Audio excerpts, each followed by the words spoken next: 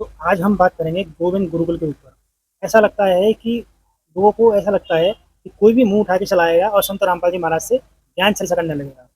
तो संत रामपाल जी महाराज ने ज्ञान चर्चा करने के लिए चुनौती दी थी। पहले उस चुनौती को ध्यानपूर्वक देखते हैं। उस चुनौती में संत रामपाल जी महाराज ने किसको ज्ञान चर्चा करने के लिए आमंत्रित किया है। चलिए इसको ध्यानपूर्वक देख लेते हैं एक बार। हाँ, किसी के पास ज्ञान नहीं।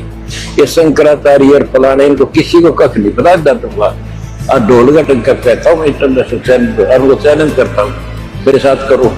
हिंदुस्तान का या कोई भी हिंदू हो, मुसलमान, सिख, ईसाई, किसी का भी धर्म गुरु मेरे साथ मीटिंग कराओ, कराओ डिबेट। दो दुआ होती है वेद पुराणों से, इनसे बार बात नहीं करता मैं। इनको वेदों का नहीं पता, गीता का नहीं पता, हमारे तो शंकराचार्य। देखा आपने, संत रामपाल जी महाराज ने कहा है कि किसी भी धर्म का धर्म गुरु होना चाहिए। वो यानी कि इससे ये प्रमाणित हो जाए कि यदि कोई धर्म गुरु है तो उसको उसकी बात स्वीकार करने के बाद में सारा समाज मान्य करे। तो आपकी चुनौती को मैं स्वीकार करता हूं बाबा रामपाल जी। आपने कहा है कि आपसे शंकराचार्य तक भी चर्चा नहीं कर सकते हैं, वरना आप उनकी धोती धो देंगे। केवल ज्ञान चर्चा करनी है।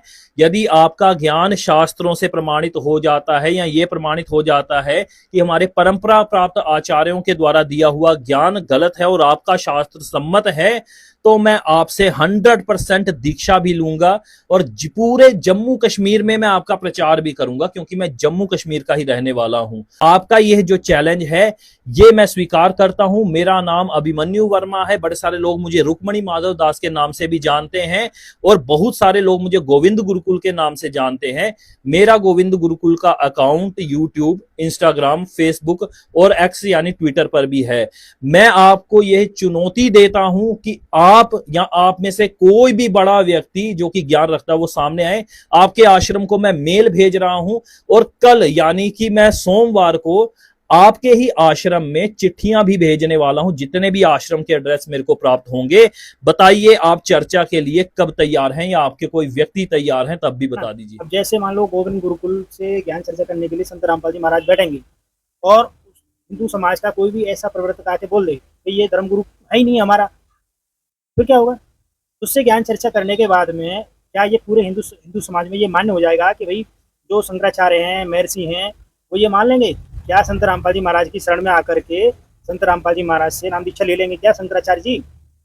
यदि तू ज्ञान चर्चा में पराजित हो गया तो तेरे नाम दीक्षा लेने से या ना लेने से या ना लेने से संत रामपाल जी महाराज को कोई फर्क नहीं पड़ता। और संत रामपाल जी महाराज को तेरे जैसे अज्ञानियों से कि प्रचार नहीं करवाना। संत रामपाल जी महाराज का प्रचार तो वैसे ही हो रहा है। भाई तू अपना काम कर, ठीक है? तेरी इतनी औकात नहीं है कि तू संत रामपाल जी महाराज से ज्ञान चर्चा कर सके। यदि तुझे चर्चा करनी है तो हर साल 6 समागम होते हैं और हर समागम में पूरे छात्र रखे होते हैं। वहाँ पे आ जा, तेरे जैसे लोग बहुत आते हैं ज्ञान चर्चा करने के लिए और उनसे मैं भी ज्ञान चर्चा करता हूँ, है ना? तेरे से मैं भी ज्ञान चर्चा करके देख लिया हूँ। जब मैं तुझे प्रमाण देता हूँ कि ब्रह्मा विष्णु महेश की जन्म मृत्यु होती है तो तू मुझे प्रमाण देता है कि नहीं वो तो अमर है। तो वो अमृत कैसा जो जन्म मरण में आ रहा है ना? तो तेरा ज्ञान जो है वो थर्ड क्लास का है। और तूने कुछ ज्ञान गंगा पर प्रश्न उठाए हैं, उसका भी मैं जवाब देता हूँ। जो आप 5वें वेद की जो तूने बात की है उसका भी जवाब हाथ के हाथ ही ले ले। और तो ये है बाबा जी की आत्मा ज्ञान गंगा। इसके 174 नंबर पृष्ठ पे आप देखिए तो यहाँ पे आपको पता चलेगा कि पूर्ण परमात्मा ने 5वां स्वसम यानी सूक्ष्म वेद भी ब्रह्म काल को दिया था, जो इसने अपने पास गुप्त रखा, उसे समाप्त कर दिया। यहाँ पर जो 5वां वेद बताया जा रहा है उसे सूक्ष्म वेद कहा जा रहा है, जिसे कि ये कबीर वाणी भी कहते हैं। अब हम देखते हैं कि 5वां वेद स्वसम या सूक्ष्म वेद है या कुछ अन्य है हमारे शास्त्रों के अनुसार, और यहाँ पर किस प्रकार से घपलेबाजी की गई है। तो ये है हमारे पास छांदोग्य उपनिषद। इसको हम खोलते हैं, अंदर चलते हैं तो सप्तम खंड के अंदर 7वें अध्याय में ही हमें पता चलता है कि 5वें वेद इतिहास पुराण को कहा गया है। ठीक है, चौथा अथर्वण वेद का वेदों में 5वें वेद इतिहास पुराण है। ठीक है, तो इतिहास और पुराण को 5वां वेद कहा जाता है। अब और देखते हैं। अब ये है हमारे पास भागवत महापुराण गीता प्लस गोरखपुर से। अब देखिए इसके प्रथम स्कंद के अंदर भी यही बात कही जाती है, इतिहास और पुराणों को 5वां वेद कहा जाता है। ठीक है, क्या कहते हैं? इतिहास पुराणाम च पंचमो वेद उच्यते। ठीक है, तो यहां से भी यही बात सिद्ध होती है। अभी आगे भी देखिए, यही बात हमें महाभारत में भी पता चलती है। यहां भी देखिए अच्छे से कि महाभारत रूप पंचम वेद को सुनता है, यानी कि महाभारत हमारा इतिहास, और पुराण में भी यही बात लिखी गई है। और हमें उपनिषद भी यही बात बताते हैं कि 5वां वेद जो है वो हमारा इतिहास और पुराण है। हमने शास्त्रों को खोल करके देखा कि 5वां वेद कोई सूक्ष्म वेद नहीं बल्कि इतिहास और पुराण है। अब इस मूर्ख को मैं कैसे समझाऊं कि इतिहास में पुरानी घटनाओं को लिखा जाता है जो घटनाएं बीत चुकी हैं, और इतिहास में परमात्मा के प्राप्त करने की कोई विधि नहीं लिखी। और लिखी है तो भाई इतिहास कौन सी इतिहास की बुक में लिखा है भाई मुझे बता दे, मैं भी देख लूं इतिहास में कहाँ लिखा है ना? रही बात पुराणों की, पुराणों में भी मैं आपको प्रमाण दिखाऊंगा कि कौन सी भी बात माननी चाहिए, कौन सी नहीं माननी चाहिए। और जिस इसने जो प्रमाण दिखाया है, आप ध्यानपूर्वक वीडियो को रिवाइंस करके देखेंगे तो भागवत पुराण में सूत जी बोल रहे हैं कि इतिहास और पुराण पंचम वेद है। तो ऋषियों का अपना घर का ये मत है, शास्त्रों का मत नहीं है, ये ऋषियों का अपना मत है ना। इतिहास, पुराण और उपनिषद ये ऋषियों ने अपनी तरफ से लिखे हैं, भगवान के द्वारा बोले गए नहीं है। अब हम आपको दिखाते हैं कि भगवान क्या कह रहे हैं इस विषय में देवी पुराण से, है ना। पांचवें वेद का मेरे पास और भी बहुत सारे प्रमाण हैं, फिलहाल मैं एक प्रमाण आपको दिखाऊंगा। ये विष्णु भगवान का भक्त है, शायद ये विष्णु भगवान की बात को मान ले, फिर भी नहीं मानता तो ये अपने घर, मैं अपने घर। चलिए देखते हैं देवी पुराण। तो हम आ चुके हैं देवी पुराण दूसरे खंड में, और गीता प्रेस गोरखपुर से प्रकाशित है, देख लीजिए आप। और हम इसके पेज नंबर, जो श्रीमद भगवद गीता, श्रीमद देवी भागवत पुराण है ये, आप देख सकते हैं दसम स्कंद, पेज नंबर 655 है। यहाँ पे नारद जी बोल रहे हैं, क्या बोल रहे हैं अब इसे ध्यानपूर्वक सुनते हैं। नारद जी बोले, हे मुनि, जगत में तो शास्त्रों का बहुमूल्य है, शास्त्रों का बहुमूल्य है। ऐसी स्थिति में कुछ भी कैसे निश्चित किया जाए? धर्म मार्ग का निर्णय करने वाले कितने प्रमाण हैं, यह मुझे बतलाइए।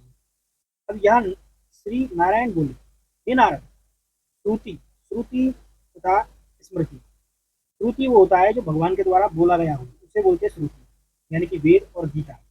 स्मृति होता है पुराण। आप चाहे इंटरनेट पे कहीं पे भी सर्च मार के देख सकते हैं, किसी भी विद्वान से पूछ सकते हैं, है ना। दोनों नेत्र है तथा पुराणों को हृदय कहा गया है, ठीक है। आगे पढ़ते हैं कि इन तीनों में जहाँ परस्पर विरोध हो वहाँ श्रुति को प्रमाण मानना चाहिए।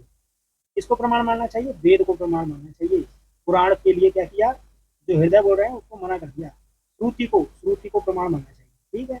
आगे देखते हैं, श्रुति में जहाँ दोनों वचनों में परस्पर विरोध हो तो वहाँ दोनों वचन को धर्म है, दोनों वचन ही धर्म है। लेकिन वेदों में कहीं दोनों परस्पर विरोध हो तो दोनों ही धर्म है, दोनों ही बातों को माननी चाहिए।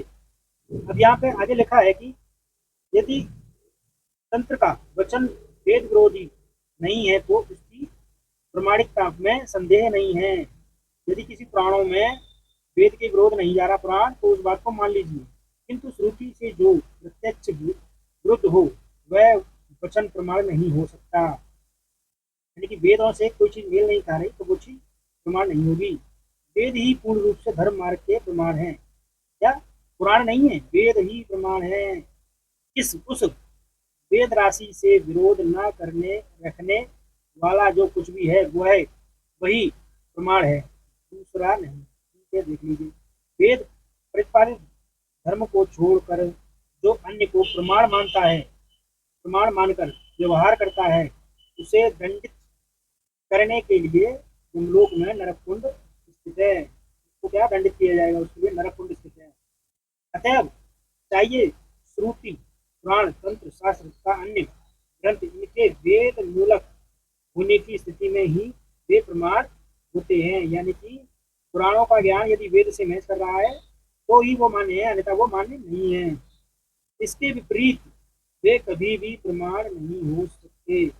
जो लोग इस लोक में मनुष्य को निंदित शास्त्रों का उपदेश करते हैं वे मुख नीचे तथा पैर ऊपर करते हुए नरक सागर में जाएंगे। तो यहाँ पर भाई पुराणों को कोई ज्यादा मान्यता नहीं दी गई, इतना ही बताया गया है। यदि पुराणों में बात वेदों से मैच कर रही है तो इससे ये स्पष्ट सिद्ध होता है कि इसके पास शास्त्र रखे हैं, लेकिन शास्त्र को समझने की इसके पास बुद्धि नहीं है। तो इससे कौन ज्ञान चर्चा करेगा? ये मूर्ख आदमी है। पांचवा वेद इतिहास को बता रहा है, पुराणों को बता रहा है, जबकि भगवान नारायण, भगवान विष्णु इनका खंडन कर रहे हैं और ये इनका मुंडन कर रहा है। तो तेरे से ज्ञान चर्चा करेंगे क्या संत रामपाल जी महाराज? मूर्ख आदमी है तू, है ना। ज्ञान चर्चा करनी है तो आश्रम में आ जाना, बहुत सारे शास्त्र रखे रहते हैं, वहां पे आके चर्चा कर लेंगे बैठ के, क्या दिक्कत है। तो जितने भी मेरे दर्शक हैं जो इस वीडियो को देख रहे हैं, तो उनसे निवेदन है कि वीडियो को लाइक और कमेंट करके जरूर बताना, और इस पाखंडी के विषय में 2 शब्द बोलकर जरूर जाना। और मेरा निवेदन है कि वीडियो को ज़्यादा से ज़्यादा शेयर करें और चैनल को सब्सक्राइब करें, ताकि ऐसी वीडियो और भी मैं लेके आऊँ और आपके लाइक और कमेंट करने से मुझे प्रोत्साहित मिलता है, और इससे क्या होता है कि मैं और ज़्यादा वीडियो बनाने का मुझे खुशी होती है। सत्सा है बनी छोड़ सदगुरु रामपाल जी भगवान की।